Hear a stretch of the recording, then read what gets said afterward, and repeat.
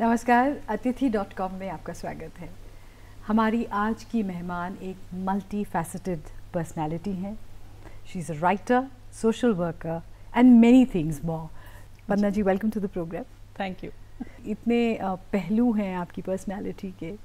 सबसे पहले शायद जो आपका करंट पहलू है उस पर बात करते हैं। वंदना यादव जो एक लेखिका हैं और एक कवयित्री हैं, उसके बारे में बताइए।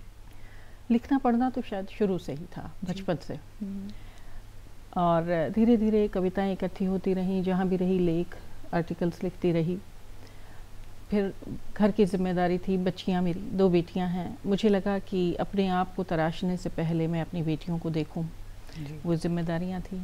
और जब बेटियाँ थोड़ी इस काबिल हो गई हैं कि वो अपने आप को संभाल लें, बल्कि कुछ ऐसा टेढ़ा वक्त आए तो वो घर और बाकी सब भी संभाल लेती हैं, तब मुझे लगा कि अब मैं अपने आप को थोड़ा समय दूं, जो मैं हूँ मैं उसे ढूंढूं। कविता लिखने का सिलसिला था वो तो शायद आपका बचपन से है। स्कूल की जो मैगजीन होती है उस ज़माने में हाथ से लिखी जाती थी, स्कूल की बुक, तो उसमें मेरी कविताएं छपी थी।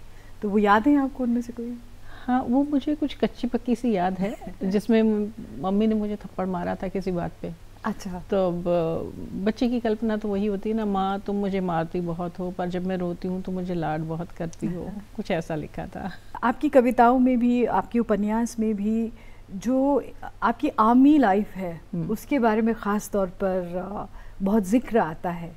और अभी आपने कहा कि अपने आप को तराशने के लिए या अपने लिए समय निकालने के लिए you had to wait till you have finished with your responsibilities. Yes, मैंने फुल टाइम अपने आप को साहित्य से तब तक नहीं जोड़ा जब तक मैं बेटियों के लिए रिस्पॉन्सिबल थी। आज भी हूँ, पर वो इतनी बड़ी हो गई हैं कि वो अपनी पढ़ाई, अपना ध्यान रख लेती हैं। फ़ौज में, जैसा कि आपको पता है, मेरे हस्बैंड आर्मी ऑफिसर हैं, तो फ़ौज में जब एक व्यक्ति है तो वो एक बहुत पॉपुलर कहावत है फ़ौज में कि एक आदमी की तनख्वाह में 2 लोग काम करते हैं। हाँ, बिल्कुल, है ना। वो जो जिम्मेदारी थी वो मैं निभा रही थी। उस नाते हम लोग वेलफेयर के लिए भी जाते हैं, सोशल वर्क भी कर रहे होते हैं, किसी को कुछ गाइडेंस चाहिए, किसी के बच्चे नहीं, पढ़ाई में लैंग्वेज प्रॉब्लम तो है वहाँ पे, आप जानती ही हैं, अलग अलग क्षेत्र से आते हैं लोग। तो उन लोगों के लिए जब भी मैं जाती थी तो जितनी सोशल सर्विस करनी है वो कर रहे थे। उनके लिए बड़े कभी कभी प्रोग्राम्स भी करने पड़ते थे, तो वो जो अंदर की अभिव्यक्ति थी वो वहाँ रहती थी जी। और जो कलाकार है या किसी भी तरह की कला से जुड़ा है, चाहे वो DIY बना के उनको कुछ सिखाना है या उनको ट्रेनिंग देनी है, कि जब हम लोग जंगलों में पोस्टिंग होती थी हस्बैंड की, आप मानिए कि कभी ढूंढने से पनीर नहीं मिलता था, है ना। मतलब नॉर्मल सी उत्तर भारत में एक चिक्की खाई जाती है सर्दियों में, तो चिक्की नहीं मिलती थी, ऐसी ऐसी जगह भी रहे तो लेडीज़ कहती थी कि मैम चिक्की खाना है तो सोचिए कि ये सब सीखते थे और वहाँ जाके सिखाते थे। अभिव्यक्ति किसी न किसी तरह रहती है अगर आपके अंदर कुछ है तो, चाहे वो लिखने पढ़ने से जुड़ा हो, घर से जुड़ा हो, बनाने से, डांस करने से। डांस में भी आपका काफ़ी इंटरेस्ट रहा है? कथक मैं कथक डांसर रही हूँ, तो अब नहीं, बहुत साल पहले छोड़ दिया था। 27 साल हो गए आज। आपका जो फैमिली बैकग्राउंड है हरियाणा की, आपकी एक बहुत ट्रेडिशनल फैमिली रही है, और हरियाणा के बारे में तो वैसे भी हम नॉर्थ इंडियन बहुत से जो एरियाज़ हैं उसके बारे में जानते हैं कि लड़की का स्टेटस क्या होता है। तो उन हालात में आपने डांस कैसे सीखा? आपको लाउड था? कि मेरा जन्म राजस्थान में हुआ, मेरी माँ राजस्थान से हैं, बीकानेर से। तो मम्मी क्योंकि एक ऐसी जगह से थी जहाँ कला और साहित्य को बहुत एडमायर किया जाता था, और पापा हरियाणा से थे, तो मतलब वीरों की भूमि है वो। तो दोनों का कॉम्बिनेशन इस तरह था कि हमें कभी डरना और झिझकना नहीं सिखाया पापा ने, और मम्मी ने बताया कि जो कला है अंदर उसे ज़िंदा रखना है। आप पढ़ा रही हैं, पढ़ रही हैं या कुछ और कर रही हैं, वो ज़िंदा रहनी चाहिए। तो जब हम लोग राजस्थान में थे उस वक़्त मैंने कथक सीखा, और उसका मतलब स्टेज परफॉर्मेंस और सब होते थे। फिर शादी हुई तो मुझसे कुर्बानी किसी ने नहीं मांगी थी। अजब सी बात ये हुई कि मुझे लगा कि फ़ौज में मैं अपने पैशन को कैरी नहीं कर पाऊँगी, और मैंने बिना किसी के कहे चुपचाप छोड़ दिया उसे। और फिर मैं एक बार पंडित बिरजू जी महाराज से मिली और मैंने उन्हें अपने शौक़ के बारे में बताया कि मैंने किस तरह अपने आप को कुर्बान कर दिया, मुझसे किसी ने कुर्बानी नहीं मांगी थी। उन्हें अफसोस हुआ। हाँ। उन्होंने कहा कि ये तो ज़िंदा रखने की चीज़ थी, और जब तुम्हारे माँ बाप ने तुम्हें सिखाया और पति ने छोड़ने को भी नहीं कहा और तुम खामखा छोड़ के इस तरह बैठ गई। तो ये क्या आपके मन में कोई मिसकंसेप्शन थी या क्या था? हाँ, कोई ऐसा शौक़ जो आपके अंदर है, जो कला आपके अंदर है, आप न परफॉर्म कर सकते हैं, न उस तरह के लोगों से मिल सकते हैं, तो घुटन होती है। तो मुझे लगा कि मुझे जो नया जीवन मिल रहा है बाहें फैला के, मैं उसको आत्मसात कर लूँ, वैसी हो जाऊँ जैसा सब कुछ मेरे आसपास है। बहुत बार तो हम ऐसे जगहों पे रहे कि दिवाली की शॉपिंग पे हम शहर जाते थे। अच्छा। है ना, जंगलों में रहते थे, तो ऐसे में कहाँ कला पनप सकती थी। अब का ज़माना अलग है, वो दौर अलग था। ईमानदारी से कहूँ तो अफसोस नहीं है, क्योंकि उसके बाद मैंने बहुत कुछ भी सीखा। वैसे कहा जाता है कि कलाकार के लिए कोई भी कला की प्रैक्टिस जो होती है वो एक तरह से साधना है, उसमें परफॉर्मेंस न भी हो, हाँ। लेकिन वो अपनी ग्रोथ के लिए ज़रूरी होती है, तो उसको वो एक तपस्या की तरह करता रहता है।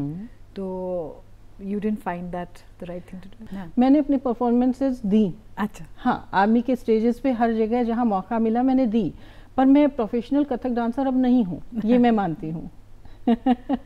But now you found yourself a new expression जो आप अपने लेखन के जरिए करती हैं, और इसमें भी आपके हस्बैंड का बहुत बड़ा हाथ था कि आपकी किताबें पब्लिश हुई। जब मैं लिखती थी, और जैसे बड़े बड़े स्टेज होते हैं वहाँ पे, हमारे जवानों की पत्नियों के लिए हम काम करते हैं, और हमारे जो सीनियर ऑफिसर्स आते हैं उनके लिए भी जब पार्टीज होती हैं तो लेडीज़ के भी अलग प्रोग्राम हो रहे होते हैं। बिल्कुल। तो वहाँ पे जब भी प्रोग्राम हो रहा होता तो एंकरिंग करनी है तो वंदना यादव, अच्छा। कुछ लिखना है तो वंदना यादव, कुछ स्किट करना है, प्ले करना है, तो वो सब मुझे दे देते थे। जिसका जो रुचि होती है ना उसको वो काम सौंप दिया जाता है। जी।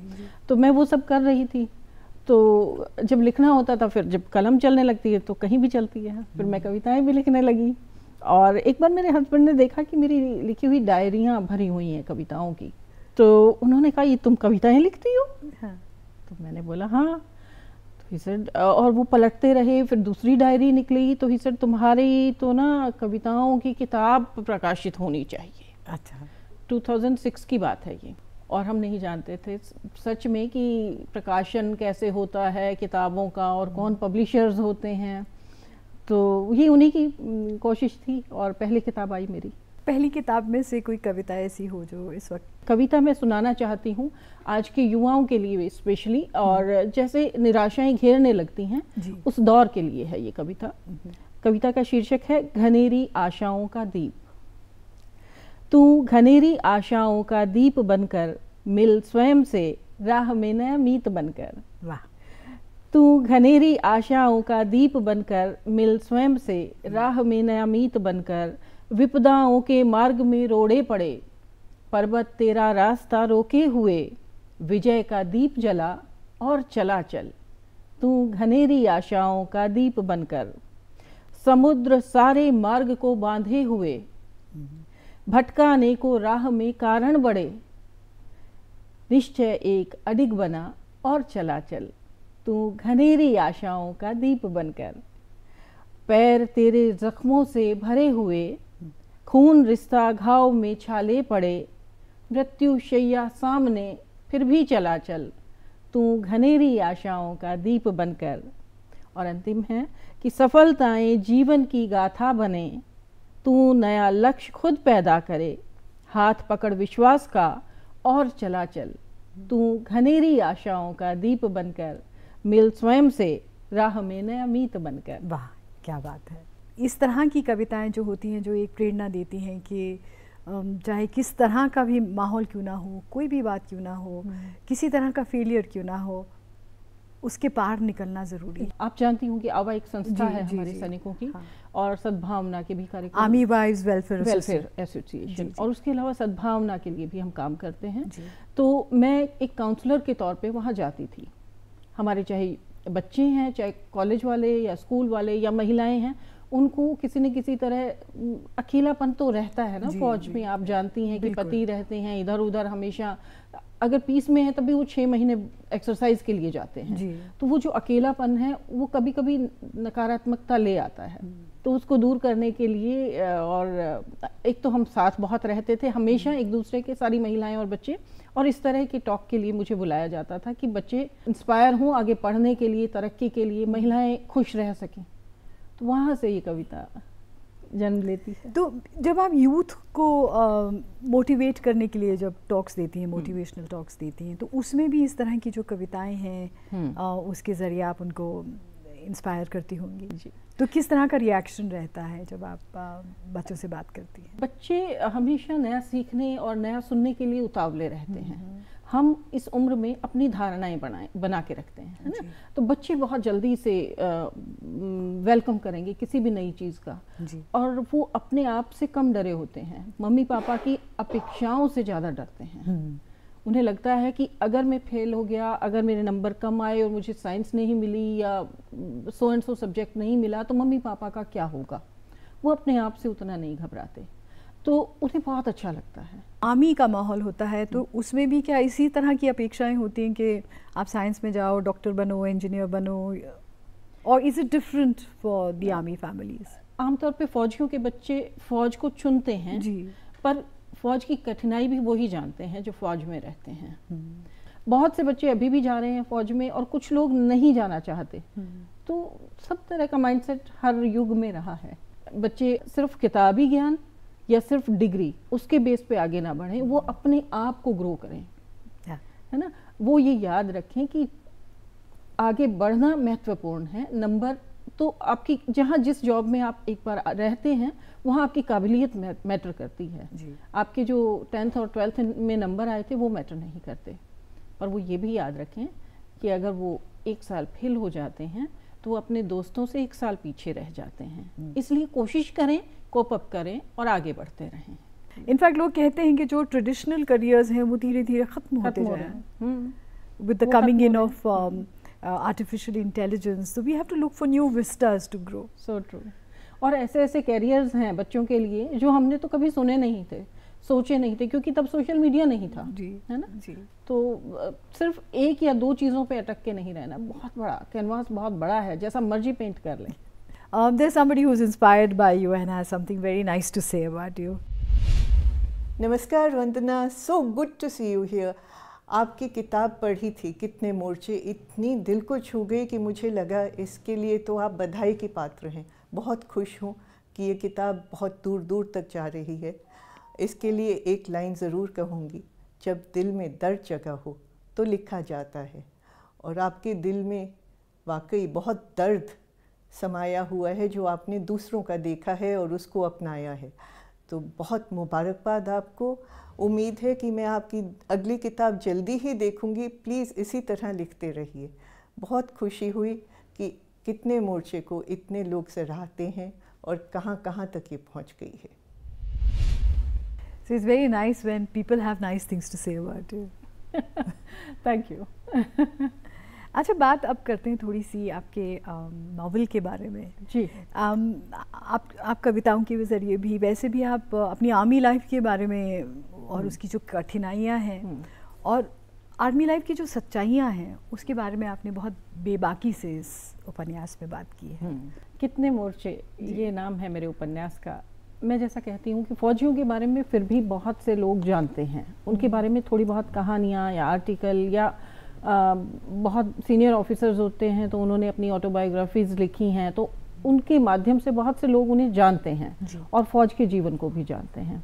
पर जब फ़ौजी सरहद पे होता है तो उसके परिवार को कौन संभाल रहा होता है ये कोई सोचता भी नहीं, किसी को आइडिया ही नहीं आता, क्योंकि कोई एक तो महिला के बारे में उतना जाना ही नहीं जाता फ़ौज में, और दूसरा कि महिलाएं हैं तो कहाँ रह रही हैं, क्या कर रही हैं, किसी ने कभी सोचा नहीं। और मैंने उस जीवन को जिया। मेरे हस्बैंड की 3 लगातार पोस्टिंग रही फील्ड में, तो 3 पोस्टिंग यानी तकरीबन 7.5-8 साल। और वो दौर था जब मेरी बड़ी बिटिया आई थी 9th में थी और वो जब पास आउट करके कॉलेज से अब्रॉड चली गई पढ़ाई के लिए।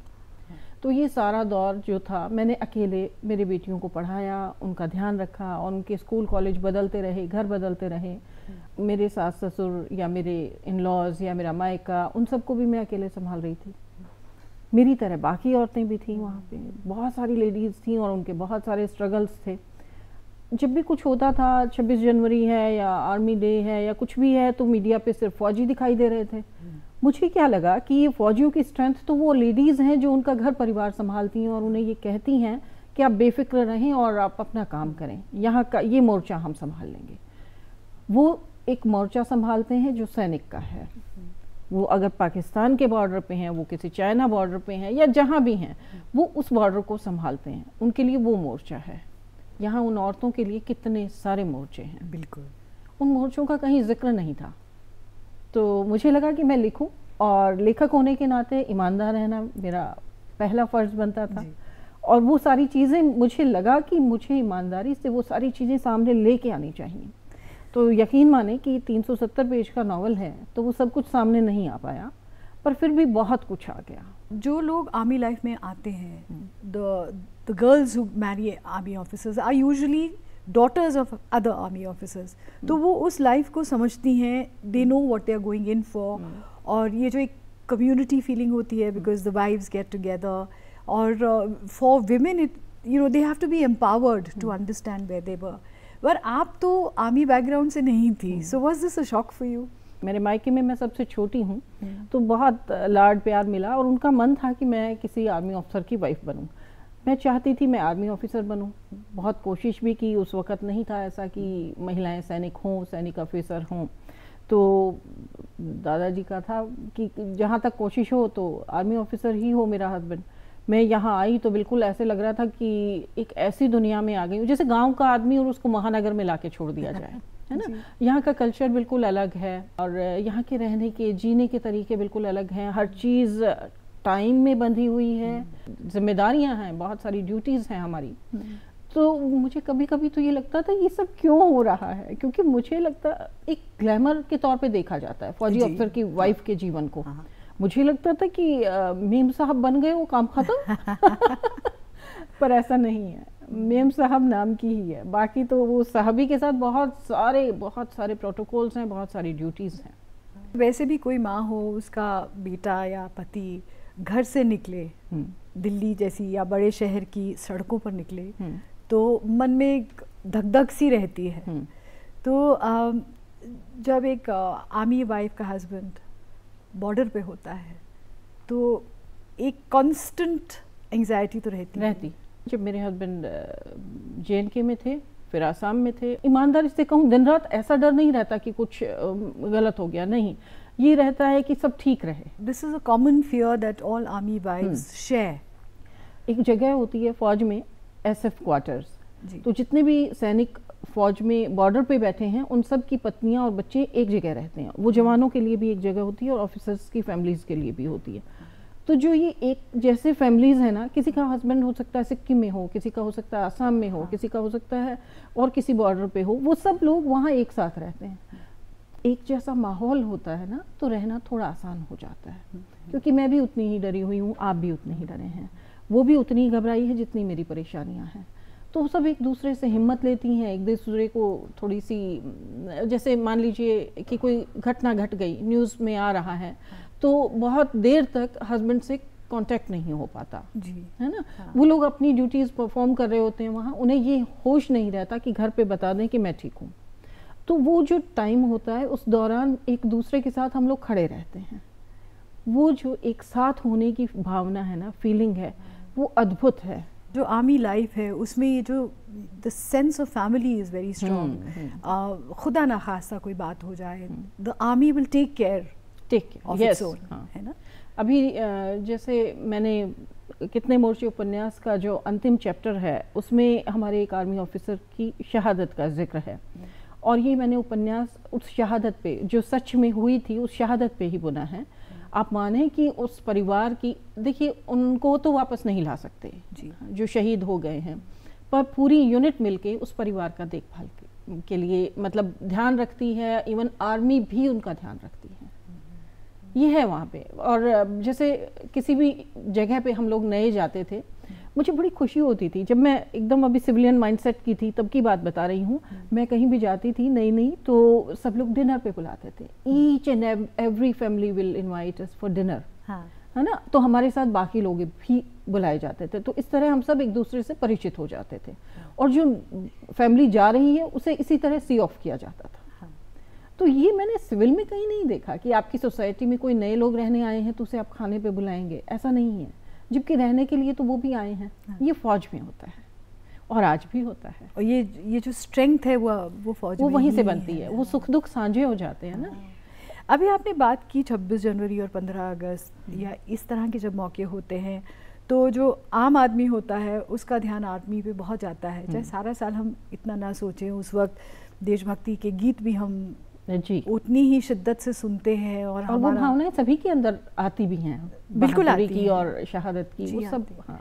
और उस वक्त जब हम किसी को अशोक चक्र या दिया जाता है, स्पेशली जब मरणोपरांत दिया जाता है, तो दिल भर भी आता है और एक मन में एक फ़ख्र होता है कि कैसी माँ है, ये कैसी बीवी है जो उस वक्त वहाँ खड़ी है और उतनी ही उससे खड़ी है और ये कह रही है कि अब मैं अपने बेटे को आर्मी में भेजना चाहती हूँ। फौज ना ठीक है, बहुत से बच्चे आज की तारीख में गाँव की तरफ आप निकलिए गाड़ी लेके, सुबह और शाम भागते हुए दौड़ते हुए प्रैक्टिस करते हुए मिल जाएंगे कि उन्हें फौज में जाना है। जी ठीक है कि वो नौकरी के लिए आना चाहते हैं, जीविका कमानी है तो कहीं न कहीं काम तो करना है जी। पर हर कोई फौज में नहीं जाता। फौज में जाने वाले विरले होते हैं। उनमें वो एक भावना होनी चाहिए ना कि मुझे अपने देश से प्यार है, मुझे अपनी कौम से प्यार है और मुझे अपने परिवार का, अपने समाज का नाम ऊंचा करना है।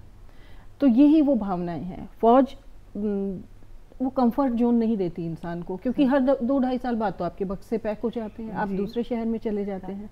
तो हो सकता है कि मखमली कालीन हमारे पास ना हो, पर हमारे पास वो सुख है जो किसी और के पास नहीं होता, कि हम हर वक्त हमें ये रहता है कि मेरा हस्बैंड तो देश के लिए काम कर रहा है।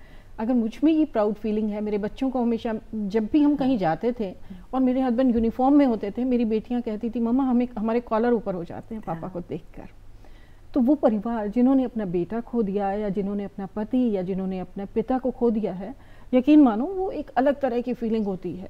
दुख होता है, दर्द होता है, उनके ना होना बहुत रुलाता भी है, पर ये होना कि हाँ पापा गए थे तो मैं भी जाऊँगा। एक पत्नी का ये कहना है कि मेरे हस्बैंड की जगह अब मेरा बेटा जाएगा या मेरी बेटी आर्मी ऑफिसर बनेगी, ये आसान नहीं होता, पर वो भावनाएं हैं, वो करवाती हैं। और यही भावनाएं जो बहुत प्रेशियस भी हैं। जी, इन्हीं से देश सुरक्षित है। और इसी से हम भी हैं। हाँ? आपने बात की बेटों को भेजने की और अब बेटियों को भेजने की। So what is your opinion कि अब जब लड़कियां आर्मी ऑफिसर बन रही हैं and they are now going to serve the nation, तो कैसा लगता है आपको? It's a proud feeling. मुझे बहुत खुशी है। मेरी शादी के तकरीबन 2 साल बाद फौज में महिलाएं आईं और मुझे बहुत खुशी हुई थी उस दिन भी, और मैं आज भी खुश हूँ। उस वक्त ये लगता था कि ये शॉर्ट कमीशन से हैं, इनको कुछ समय के बाद चले जाना है, फिर ये परमानेंट हुई, अब इनको सीनियर ऑफिसर्स तक बनाया जाना है, कमांडिंग ऑफिसर बन रही हैं। पुराने ज़माने को याद करें जब भित्ति चित्र होते थे, अगर आप देखें तो मैं गई थी विदिशा और भोपाल के पास के जंगलों में और वहाँ मैंने देखा भित्ति चित्र बने हुए हैं। आदम जो इंसान पैदा हुआ था और मनुष्य होने का सफ़र वहीं पे उन्हीं गुफाओं में उन्होंने तय किया था। वहाँ महिलाओं के भी स्केचेस हैं जो जंगल में शिकार के लिए जाती थी। तो महिलाएं हमेशा से आगे रही हैं, चाहे वो समाज की सुरक्षा थी या बच्चों का लालन पालन था। आज अगर देश में सेना में आर्मी ऑफिसर्स हो सकती हैं महिलाएं, तो जवान भी भर्ती होनी चाहिए। वाह, ये बहुत अच्छी बात होनी चाहिए। और ताकि हर एक में अलग अलग तरह के गुण होते हैं हर इंसान में। कुछ लोग टीचर बनते हैं, कुछ डॉक्टर बनते हैं, कुछ पुलिस में जाते हैं, कुछ आर्मी में जाते हैं। तो ऐसी महिलाएं जो वहाँ जाना चाहती हैं उन्हें वो मौका दिया जाना चाहिए और वो इस तरह से जाएंगी और देश की रक्षा करेंगी। कितना कितना प्राउड मोमेंट होगा। हम आज भी पन्ना धाय को याद करते हैं, हम आज भी रानी लक्ष्मीबाई को याद करते हैं। अलग अलग मौक़ों पे जिन ने अपनी शहादत दी या जिन्होंने अपना गौरव दिखाया, अपना शौर्य दिखाया, तो आज की जनरेशन को ये मौका क्यों ना दिया जाए। बिल्कुल, इन सब की अभिव्यक्ति आप कर रही हैं अपनी लेखनी के ज़रिए। और हमारे साथ एक ऐसे मेहमान हैं जिन्होंने आपके लिए कुछ कहा है। नमस्कार वंदना जी। वंदना जी से मेरा परिचय बहुत पुराना है और वंदना जी को एक लेखक, एक संपादक के रूप में जानने से पहले मैं उन्हें एक सोशल एक्टिविस्ट के रूप में जानता हूं। और जहां तक हम सारे मित्र लेखन से जुड़े हुए जितने भी लोग हैं, ये बहुत अच्छी तरह से जानते हैं कि वो एक ऐसे परिवार से आती हैं, एक ऐसा आर्मी बैकग्राउंड का उनका परिवार है और उन्होंने सैनिकों के परिवार के लिए बहुत काम किया है। वो चाहे वॉर विडोज़ हों उनके लिए या उनके बच्चे हों, उनके परिवार के लोग हों। और इस यात्रा में उन्होंने उन परिवारों की पीड़ा को, उनके दर्द को, जो लोग हमारे सेना में इतनी लंबी सेवा देते हैं, उनके परिवारों के दर्द को समझा है। और कहीं ना कहीं वही चीज़ जो उन्होंने इतनी नज़दीक से देखी, उनको कहीं अपील की और उन्होंने कितने मोर्चे अपने उपन्यास में उस दुख को, उस दर्द को, उस अकेलेपन को और वो तादात्म्य ना बिठा पाने वाली चीज़ को उन्होंने उसमें रेखांकित किया है। उन्होंने एक पुस्तक भी संपादित की थी जिसमें ऐसी ही कहानियों को उन्होंने लिया था जो सेना के जीवन पे हैं, सैनिकों पर हैं और ख़ास तौर से उन समस्याओं पे हैं कि एक सैनिक जब सेवानिवृत्त होकर, रिटायर होकर सामान्य जीवन में आता है तो वो सिविलियन से कैसे तालमेल बिठाना चाहता है लेकिन नहीं बिठा पाता। यहाँ तक कि उनकी अपनी पत्नी और बच्चों के साथ भी उसे उस अनुशासन से निकल के यहाँ आने में दिक्कत होती है। और परिवार भी जो एक सिविलियन लाइफ जी रहा है, दिल्ली बॉम्बे जैसे मेट्रो में रह रहा है, अचानक पिता के वापस आ जाने से जिसका उन्हें ज़िंदगी भर इंतज़ार होता है और कैसे वो अपने ही पिता के साथ तादात्म्य नहीं बिठा पाता। तो ये जो विरोधाभास हैं एक सेना के अनुशासन का, उसमें आता है। वंदना जी को कितने मोर्चे जैसे उपन्यास के लिए बधाई। अच्छी बातें एक अच्छे व्यक्ति के बारे में लोग क्यों ना कहें। हम आपकी बहुत सी कविताएं हैं जो लंबी हैं, आप उपन्यास तो है, लेकिन आपने लघु कथाएं कुछ लिखी हैं जो बहुत इंटरेस्टिंग हैं। हाँ। तो उनमें से एक आप हमें सुनाएं। जी, कुछ लघु कथाएं बहुत चर्चित रही मेरी जी। पर एक लघु कथा जो इस समय जो हालात हैं उनके साथ किसी तरह शायद इसका तालमेल बैठता है तो मैं वो सुनाती हूँ। लघु कथा का शीर्षक है मासूमियत। जनेऊधारी परिवार से था वह, पुरखों की बनाई परंपराएं निभाता रहा, परिवार की सिखाई हर बात मानता रहा। बावजूद इसके उसके भीतर बैठे मासूम के जहन में सवाल उठते थे। परिवार वाले अक्सर कहते, उल्टी बातें तेरे दिमाग में आती कहाँ से हैं? बड़ा होने लगा तो सुनने को मिला, सही सही बोला कर। उसने ऐसा करने की कोशिश भी की। कुछ और बड़ा हुआ तब धर्म की खबर हुई। कई धर्म, मजहब, उसकी मासूम समझ का दायरा मासूम ही रहा। आस पड़ोस के घरों में दो तरह के लोग रहते थे। उनका आपसी सरोकार भी गहरा था। उसका वास्ता भी इन्हीं दोनों से ज़्यादा पड़ा। उसे कुछ इधर अच्छा लगता तो कुछ उधर, उसे कुछ इधर खटक जाता तो कुछ उधर। दोस्त हो सकते थे दोनों जगह, भाईचारा भी था, पर रिश्तेदारी ना, उसकी कोई गुंजाइश नहीं थी। दोनों ओर के बुजुर्ग सांझे थे, भाई थे, बहनें थीं, भाई बहन भी थे, मगर वह रिश्ता ना, वह नहीं हो सकता था। उसे अक्सर लगता कि यहाँ की आबो हवा में उस और के लिए कुछ अजनबियत सी, उस और की फिजाओं में भी कहीं कुछ उसे खटकता सा था। यहाँ से वहाँ, वहाँ से यहाँ, यहाँ या वहाँ, वहाँ या यहाँ, दोनों ने मिलकर उसके दिमाग का दही कर दिया। परिवार ने फटकारा, कहा तुम्हारा धर्म। उनके लिए तो वो था ही। यहाँ से वहाँ तक, इस चौखट से उस दहलीज तक अपनी तलाश में भटकता रहा। चौराहे पर बैठा फकीर कहता है, मासूम मारे जाते हैं, मासूम होना गुनाह है। ये बहुत गहरी बात आपने कही कि धर्म असली सिर्फ इंसानियत का है और यही बात हर धर्म सिखाता है। हमें बस यही उम्मीद है कि आपकी इस लघु कथा के ज़रिए और आपकी बाकी जो आपने कुछ लिखा है उसके ज़रिए लोग प्रेरित हों। और हमारे प्रोग्राम में आप आने के लिए आपका बहुत बहुत धन्यवाद। बहुत धन्यवाद, आपने यहाँ मुझे बुलाया। अगली बार तक के लिए नमस्कार।